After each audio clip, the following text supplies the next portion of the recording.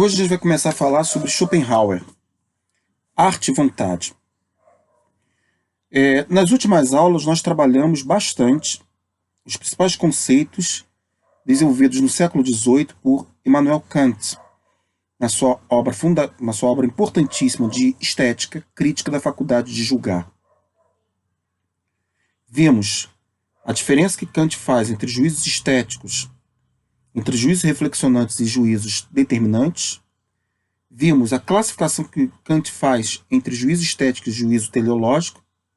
Vimos que dos juízos estéticos ele identifica que através do sentimento de prazer e desprazer eu posso ter uma complacência interessada e parcial, que é o agradável e desagradável, uma complacência desinteressada, sem fins, apenas no deslumbre e no reconhecimento de uma universalidade no objeto como belo, que é o conceito de beleza, e também quando essa universalidade se deposita a partir do reconhecimento, no caso, suprassensível de certas experiências que emanam força e grandeza, que é o sublime matemático e o sublime dinâmico. Vimos também a importância do conceito de gênio, como o gênio criador é pensado por Kant e pelos estetas do século XVIII, né, como aquele que é dotado pela natureza para constituir o belo na arte. Né? Muito bem. Não vou entrar aqui no mérito, que a gente já discutiu isso bastante. Tem aula para assistir e entender isso. Kant vai ser um autor gigante, né? É um autor gigante, um autor espetacular. E ele vai ele vai influenciar muitos autores no século XIX no que diz respeito à estética. E dois em especial nós vamos tratar nessas aulas.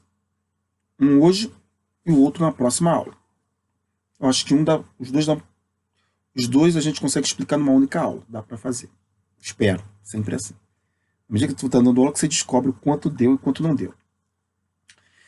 Dois autores que, inclusive, são, em certa medida, opositores. Um é Arthur Schopenhauer, que é o que eu vou trabalhar hoje. Na próxima aula será Georg Hegel, quando a arte é pensada no campo da história. E aqui a arte é pensada enquanto conceito de vontade. Então, vamos colocar nessa apreensão didática, né? Nesse esquema. Bem,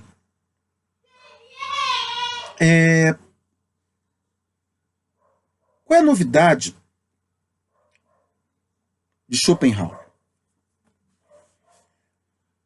Schopenhauer escreve um livro, quando moço, muito influenciado pela filosofia kantiana, e que vai ter sucesso e reconhecimento quando já for um homem idoso, na sua idade madura, chamado O Mundo como Vontade e Representação.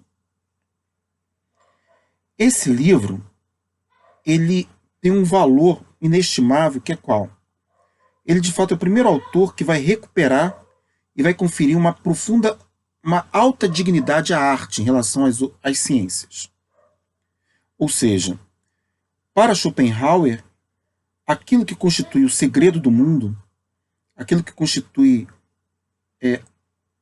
o elemento primordial que constitui o mundo, que é a vontade, só é possível realmente de ser aferida, apreendida, e não diria nem apreendida porque é uma forma de conhecimento, mas chegada, alcançada, através do uso da vontade, através das artes.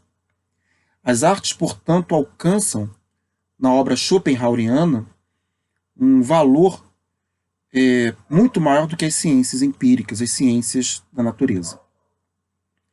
Isso realmente é algo inaugural e que vai influenciar muita gente. Para começar, o seu principal discípulo, que foi o filósofo Friedrich Nietzsche. Nietzsche, que também vai ter uma importância crucial para pensar as artes, muito mergulhou na obra schopenhaueriana. Primeiro, não apenas no sentido de compartilhar do conceito de vontade, mas de inovar esse conceito, inclusive criticando a maneira como Schopenhauer pensava a vontade. Bem,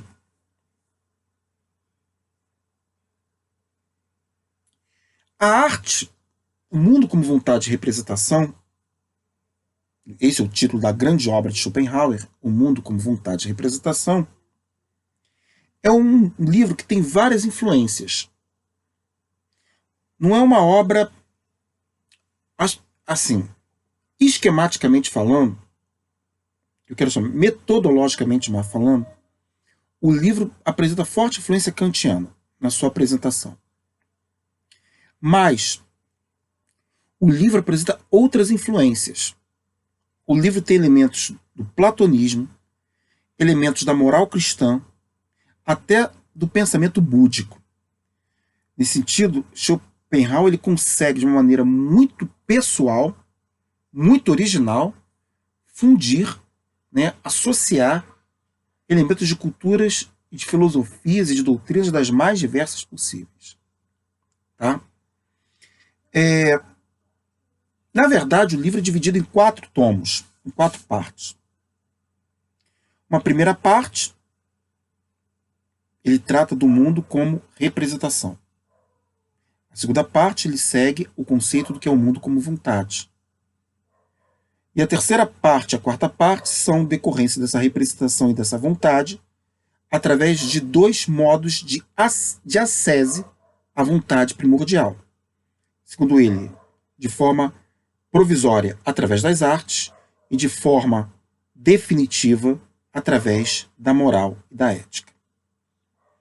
Tá? Então, a arte se mostra aqui como uma espécie de consolação provisória. Consolação provisória. Tá? Como isso se dá, essa consolação provisória? Vamos lá. Para Schopenhauer, Schopenhauer ele parte de um problema kantiano.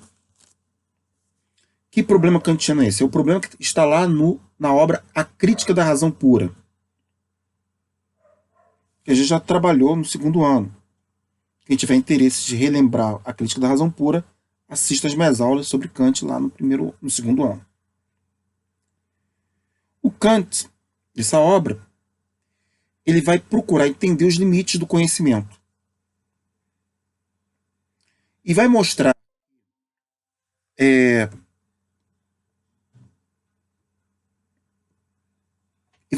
que quando a gente fala dos limites do conhecimento, a teoria forte dele, isso eu já falei inclusive nas aulas anteriores, quando fui abrir Kant, falar de Kant na estética, tive que falar um pouquinho do Kant na epistemologia. Quando ele vai falar dos limites do conhecimento, Kant, a tese fundamental de Kant é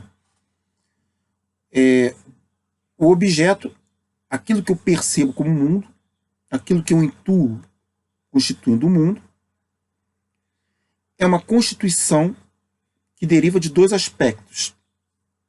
Um aspecto dado, o datum, e um aspecto posto, o pósito. O que é dado para que eu diga que, quando eu digo eis na minha frente esta caneca?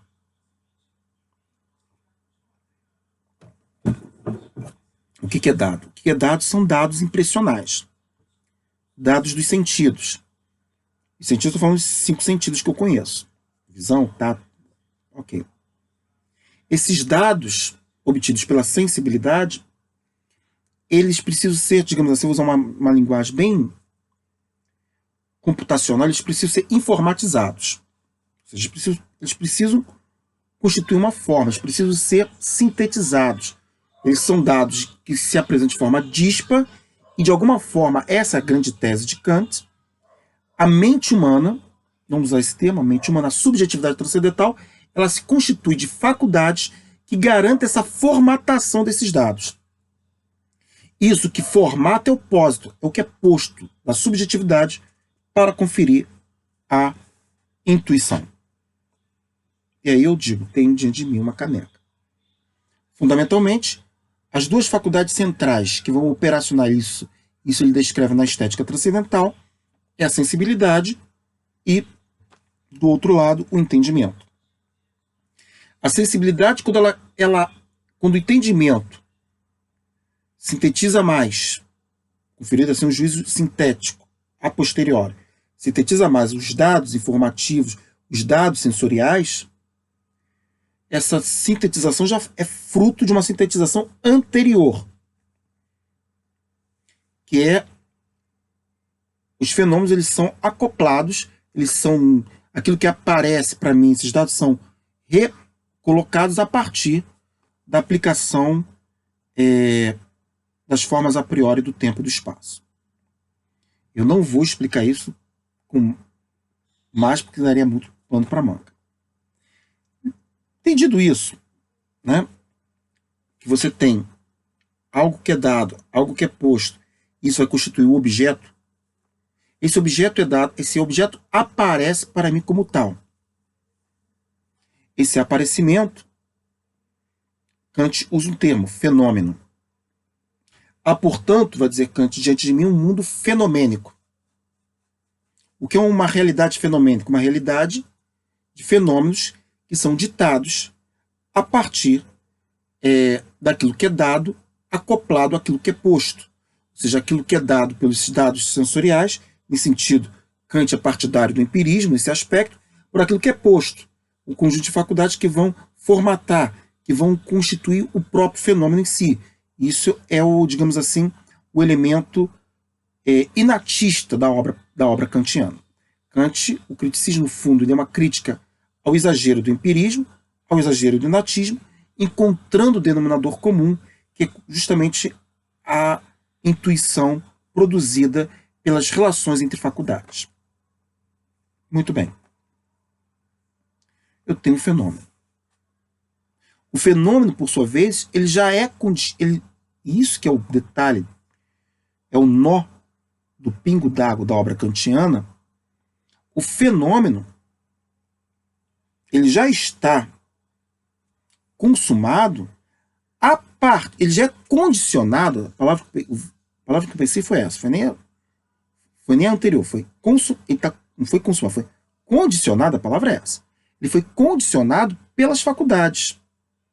Ele está condicionado por essas faculdades.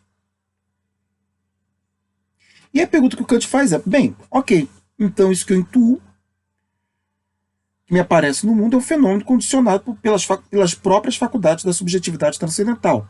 Muito bem. Mas aí fica uma perguntinha no ar. Qual?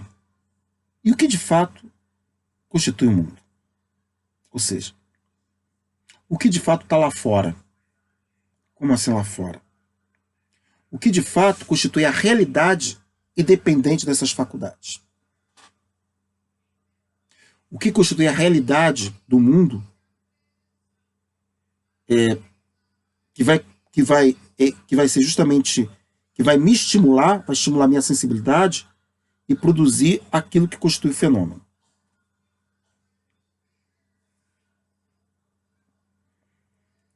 Esse plano de realidade, que é a realidade em si das coisas, e que se coloca de forma independente do sujeito que afere essa realidade,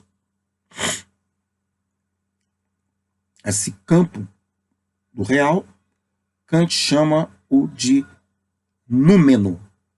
Númeno. Não é número, não. Númeno. Você vê aluno escrevendo número. Númeno. Número é 1, 2, 3, 4. Númeno. Com N. Númeno.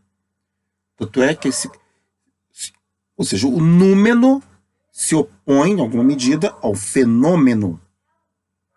O fenômeno indicia o chamado campo fenomênico, é aquilo que eu observo ao meu redor, fazendo uso das minhas faculdades, acoplado com a realidade que me estimula essas faculdades, produzindo um campo de realidade, tal como eu observo.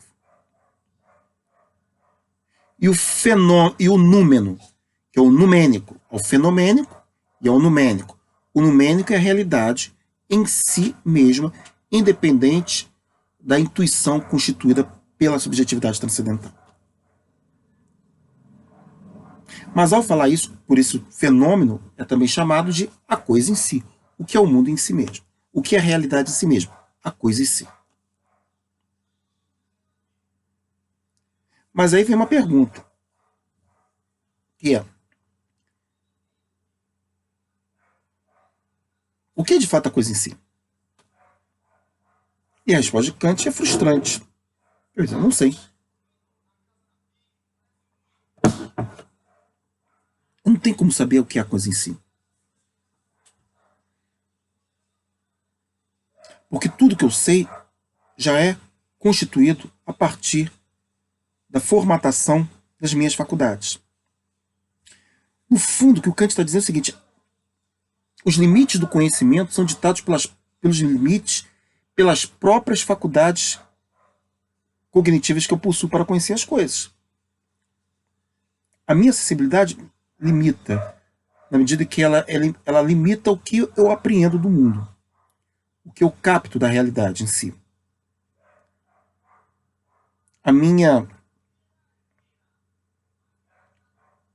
O meu entendimento, ele também limita o meu grau de entendimento sobre as coisas, porque ele é limitado pelas categorias que essa faculdade ordena e constitui e aplica ao sintetizar a intuição na combinação das categorias com os dados sensíveis da sensibilidade fundados na forma do tempo e do espaço. Quem estudou comigo, tiver interesse em estudar Kant, sabe que as formas do tempo e do espaço, o tempo e o espaço não constituem não constitui realidades efetivas do mundo. São formas a priori que a subjetividade possui para condicionar o real, estabelecendo relações de causa e efeito, por exemplo. O mundo em si,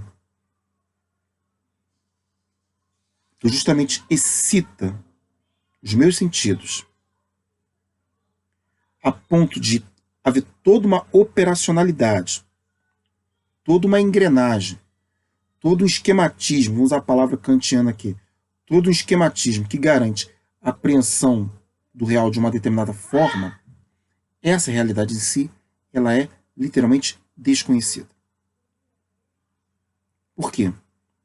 Porque as faculdades que me garantem o conhecimento são elas mesmas aquelas que me limitam, não me garantindo o absoluto acesso do mundo tal como ele é em si mesmo. Kant escreve uma obra gigantesca e chega nesse limite. Eu até costumo brincar com os alunos que parece que ele chegou num mural, num muro, que é o muro da própria realidade. É como se ele estivesse olhando ali somente, já estivesse vendo o código binário passando na frente dele. Acabou. Ele viu, olha, a teia do mundo que constitui o fenômeno é delimitada pelas próprias faculdades que vão garantir essa apreensão de realidade. Mas o que realmente está lá do outro lado? Ou seja, o que constitui o mundo tal como ele é em si mesmo, dependendo das minhas faculdades? Se ele depende das suas faculdades, você não tem como conhecê-los. Lamento. Deita na cama e chora. Não vai conseguir chegar a esse lugar.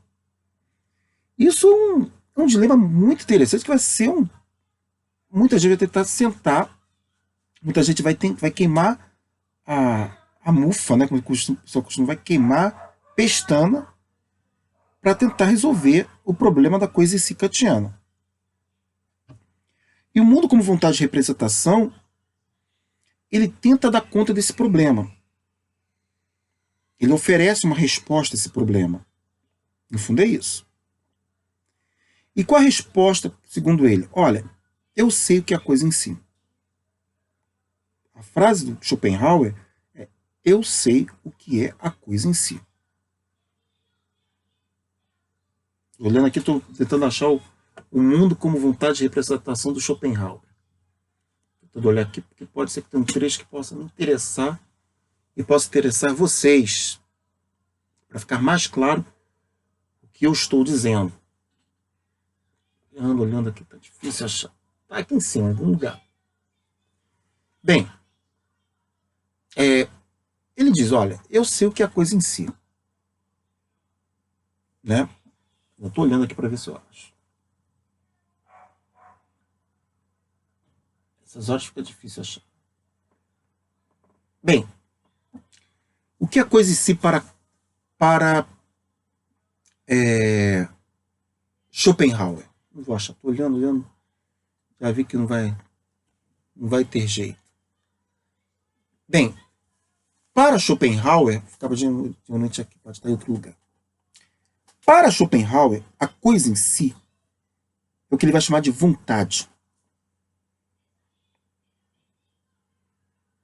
A vontade. Como assim a vontade? Ele diz, os fenômenos constituem representações do mundo. Aí você dizer que é representação até você entende, são representações. É uma ideia quase platônica, são representações, são facetas da realidade. Organizadas, que são constituídas e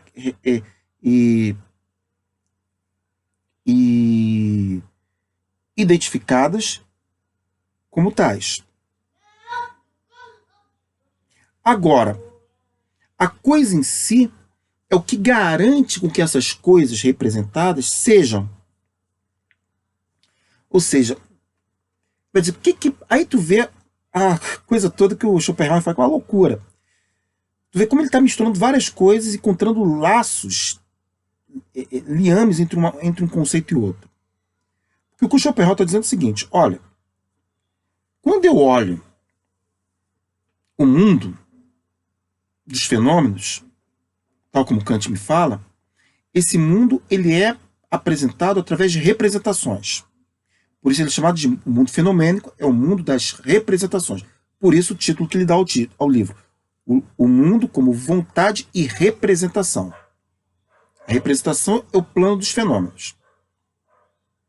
Mas é o que está por trás do fenômeno. Ou seja, eu estou olhando esse objeto. Ele me garante um fenômeno, uma representação. Eu estou vendo uma caneca. Mas o que está por trás, o que é o real de fato, que faz com que quando eu olho essa caneca, eu veja uma caneca? O Kant vai dizer, eu não sei. Ele é honesto, ele tem uma resposta mais simples. O Schopenhauer vai dizer, olha, o que garante isso é um princípio que faz com que as coisas sejam. E esse princípio é uma espécie de desejar ser. De impulso de vida. É uma espécie de pulsão de vida. Usa esse termo, pulsão de mão lá do Freud, né? É uma pulsão, tem algo que pulsa, tem um desejo, uma ardência, um princípio propriamente não individual, não é uma coisa, não é algo, mas constitui um princípio operacional por detrás do mundo representativo. E esse princípio operacional que está por trás do mundo representativo, ele vai chamar de vontade. A vontade, portanto, seria uma espécie de desejar ser. Eu vou usar essa expressão é uma expressão muito bonita, que está num livro chamado O Livro sobre o Nada, de um poeta brasileiro, se não me engano, mato-grossense, Manuel de Barros.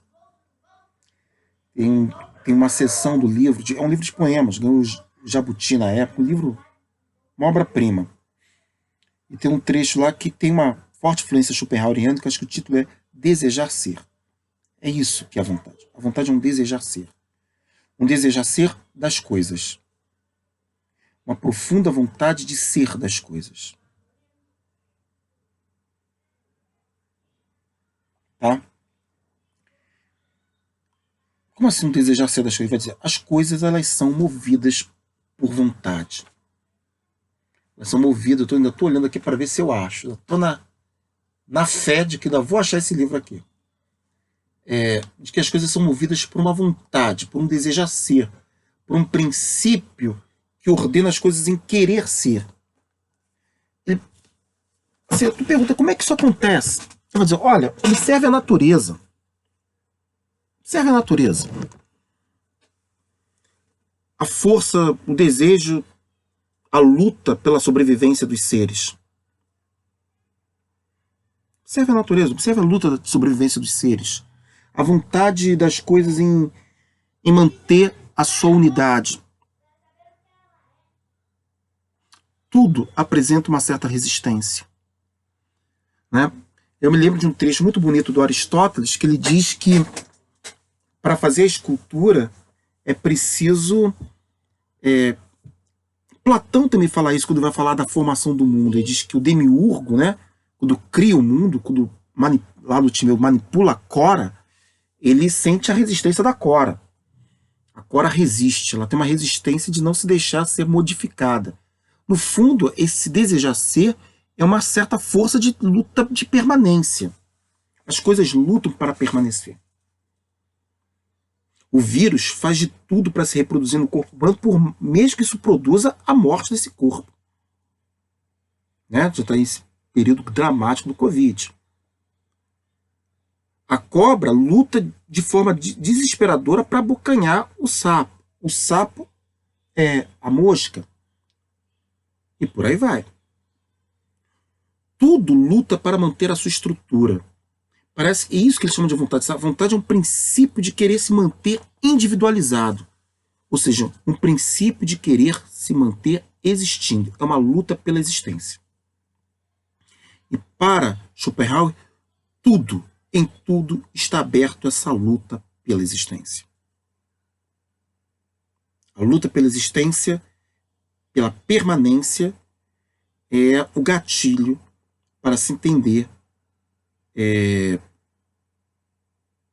o que é a vontade. Por isso ele usa o termo princípio de individuação. Princípio individuationis, acho que o termo é esse que ele usa. É um princípio de individuação. O que é esse princípio de individuação? Como vai ser traduzido? É um princípio, uma luta para que as coisas se mantenham tal como elas são. Tá? Entendido isso, que o mundo é vontade e representação, e que a vontade é, portanto, uma manifestação da força da natureza, a própria coisa em si, essa vontade que se manifesta na natureza, ela busca individualizar-se através das existências no mundo. Esse copo é uma manifestação da vontade, eu sou uma manifestação da vontade, cada objeto no mundo é uma manifestação da vontade. Taca fogo, eu pensei agora em ver a imagem de um livro, taca fogo num livro, num papel, ele vai se contorcendo, tentando se manter a sua unidade de qualquer jeito. Ele diz, isso é a vontade que se expressa em todas as coisas. Tá? É uma luta pela permanência. Só que essa luta pela permanência, ela não nos produz nenhum tipo de liberdade. Ela, pelo contrário, ela é extremamente hostil e perniciosa. Ela não nos contempla de fato o conhecimento sobre as coisas, o conhecimento da vontade, daquilo que se opera por detrás do mundo. Ela, ao contrário, ela é a continuação de um jogo. O jogo da vontade. E nesse jogo, e aí Schopenhauer ele se abriga um pouco no budismo, esse jogo ele está marcado pelo prazer e pela dor. Ele está marcado por uma luta insana das coisas em permanecer destruindo umas às outras. Então a pergunta que Kant faz é, olha, como então eu posso me libertar da vontade? Portanto, para Schopenhauer, é muito evidente que a vontade que é una, ele chama a vontade unoprimordial, a vontade que é una, primordial, que é aquela que está por trás de tudo, ela está manipulando uma colcha de retalhos, que são as representações, como uma marionete, onde cada coisa luta para permanecer segundo essa vontade. Mas aí a pergunta é, bem, isso nos provoca dor. Isso provoca uma luta pela sobrevivência. Olhar a natureza e você vai ver que ela não é nada satisfeita não há satisfação entre os seres. Há luta, batalha, guerra, violência diária. Pega aqueles filmes da savana africana, tu vê que aquilo ali é uma pancadaria geral. Quer dizer, isso é a vida. A vida é luta para permanecer nem que um destrua o outro. É uma luta por existir, mesmo que isso implique na morte dos outros. Então a pergunta dele, e aí a gente sempre lembrar sempre do pessimismo schopenhaueriano, que tem um pouco esse tema, como é que você supera isso? Eu disse, tem uma forma de superar? Ele vai dizer, tem. Ele vai dizer, tem duas formas de superar. Uma provisória e a outra definitiva. O que nos interessa é a provisória. A provisória, segundo Schopenhauer, por incrível que pareça, é através das artes.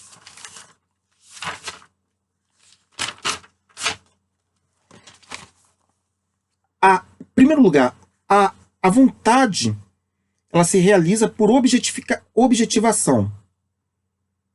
Ela se realiza através de objetivações. Como assim objetivações? É o princípio de individuação. Eu torno as coisas em objetos, em coisas para mim. A vontade, a vontade se realiza em objetos. Um indivíduo, um homem, uma mulher, um cabrito, um livro, uma nuvem, ou seja, tudo que busca se tornar indivíduo, que se torna algo, isso é o exercício da vontade. Essa luta se faz através da luta pela permanência e pela manutenção da espécie, por exemplo. Mas existe uma forma de escapar desse jogo renhido? Tem. As artes.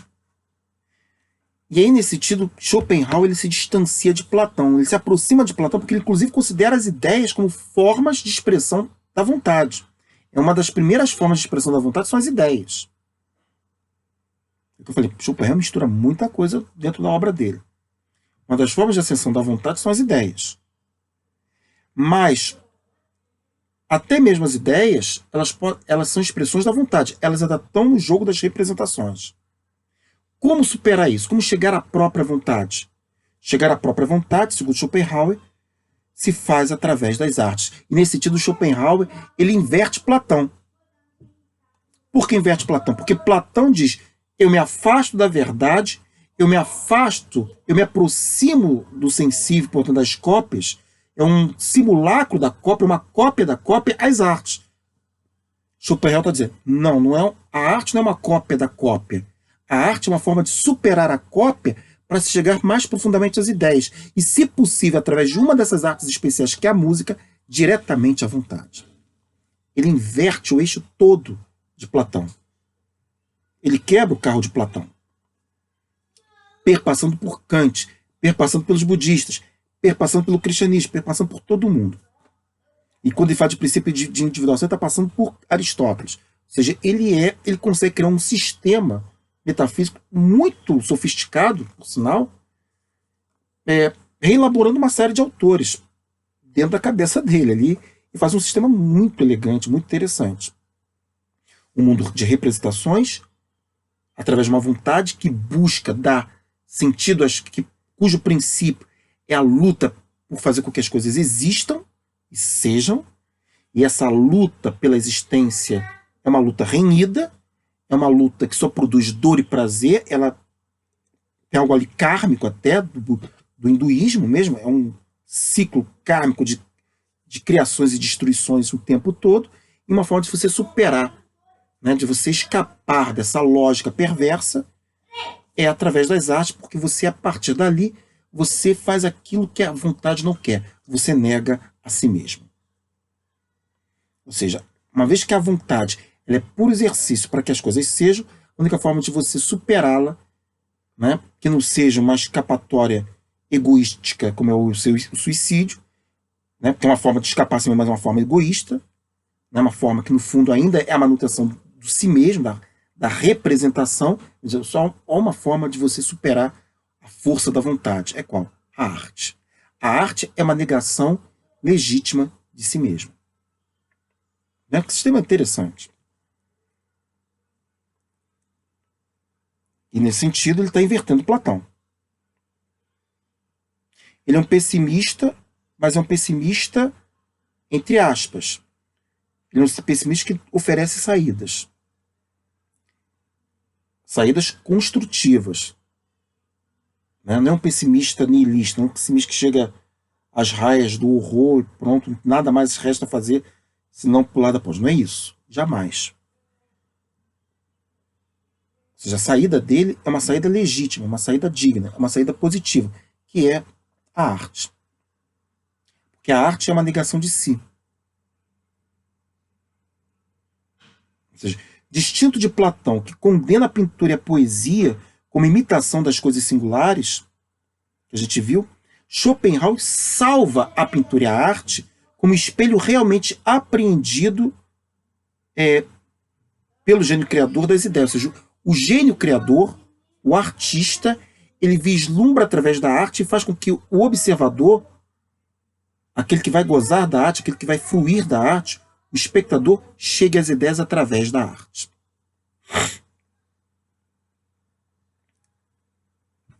E por isso, Schopenhauer faz uma profunda celebração da contemplação.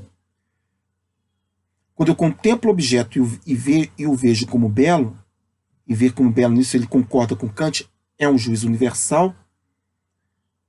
Isso é possível porque eu contemplo o objeto.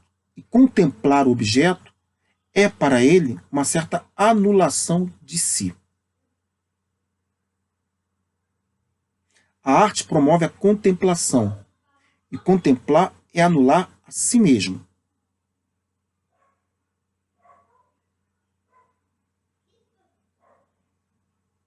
Ou seja, a estética é então apresentada, o que nada tem de kantiano, de uma atitude desinteressada. Kant também fala de uma atitude desinteressada.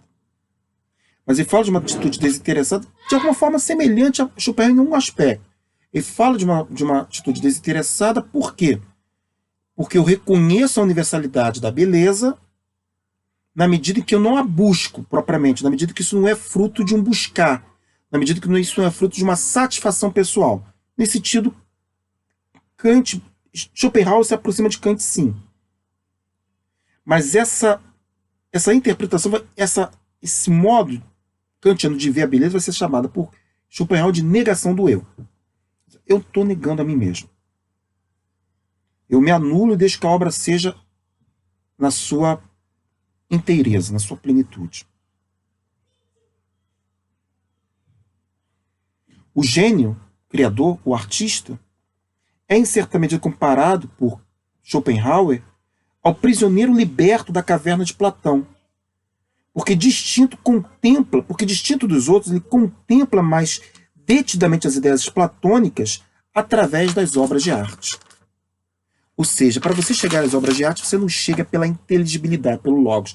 Você chega pela criatividade da parte do artista e pela imaginação da parte do espectador, do observador.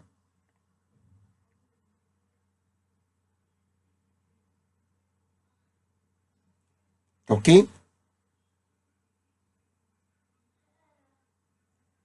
Ou seja, para Schopenhauer, há todo um exercício de acesse às ideias através das artes.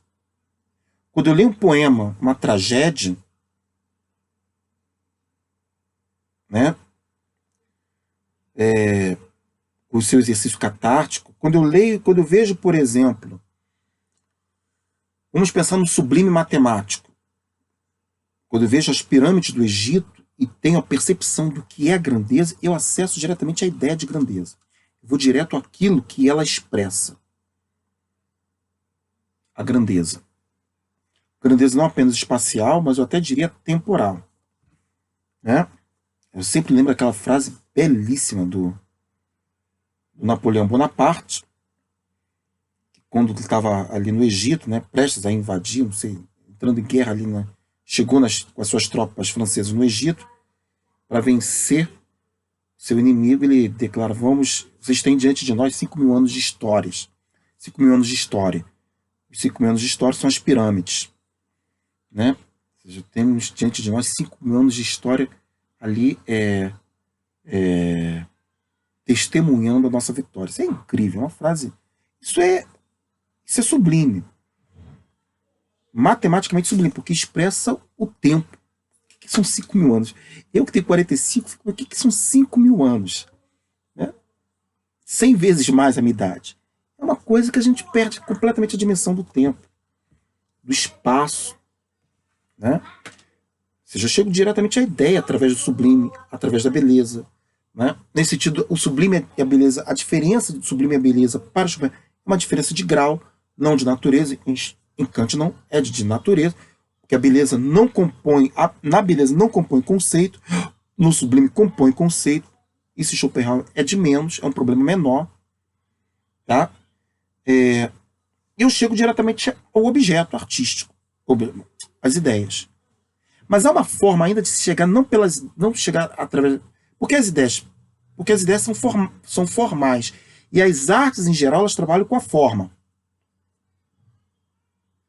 com a descrição. O Davi de Michelangelo ainda é a forma de um homem. É isso que ele está dizendo.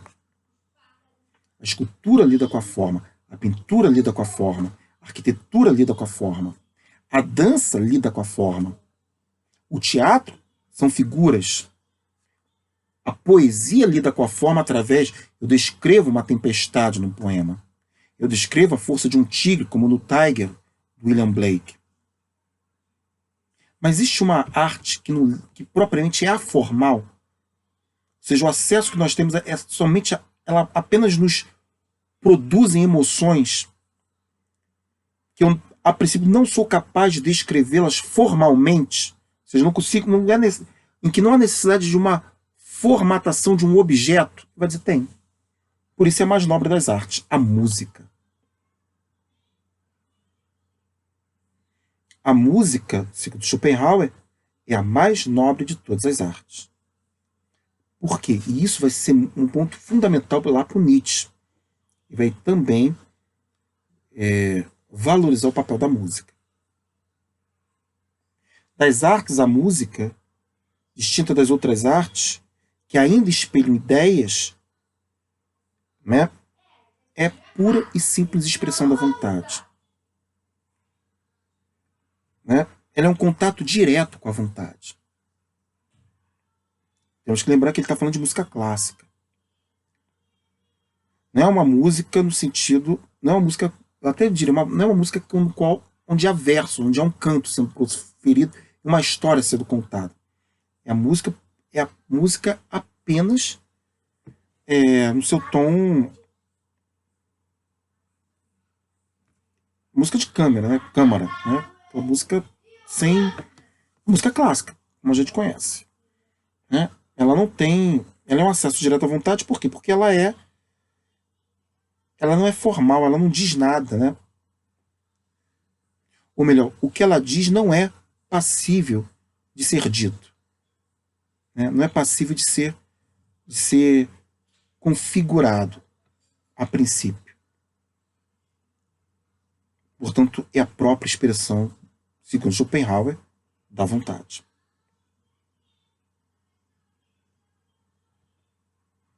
Portanto, a arte, como é descrito no livro 3 do Mundo como Vontade de Representação, é uma libertação provisória. Porque a libertação definitiva, segundo Schopenhauer, no livro 4, é a religião. A religião conferiria, de fato, ao homem uma libertação direta à vontade. E essa libertação não é em relação aos dogmas religiosos, mas à moral e à ética, a maneira como esse homem se conduz no mundo. Que poderia promover um caminho direto à vontade, através do ascetismo, através de práticas ascéticas, através de práticas de negação de si mesmo, de autossacrifício. Aquele que morre pelos outros, aquele que vive pelos outros. Uma negação de si que não se espera da natureza. E por isso, a ética, nesse momento, ela é antinatural na medida que ela é um contato direto com a vontade. Tem um filósofo que é muito influenciado por Schopenhauer, chamado, um pessimista radical do século XX, chamado Émile Cioran. O Émile Cioran, ele diz que, nesse sentido, a moral aqui ela é libertadora porque ela nega a si mesmo. Ela é antinatural porque ela nega a si mesmo. E aí sim, eu posso ter um contato direto com a vontade, tal como ela é, não apenas no campo das artes, mas na própria praxis, na minha prática divina, na minha ação cotidiana. Tá? Bem, desculpe a maneira um pouco truncada de explicar o autor, mas eu acho que os pontos centrais estão aí apresentados. Ok? Na próxima aula a gente vai falar um pouquinho do Hegel. Aí a arte vai ser pensada conforme a história. Tá?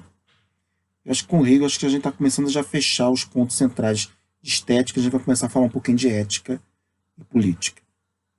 Para todos, um grande abraço.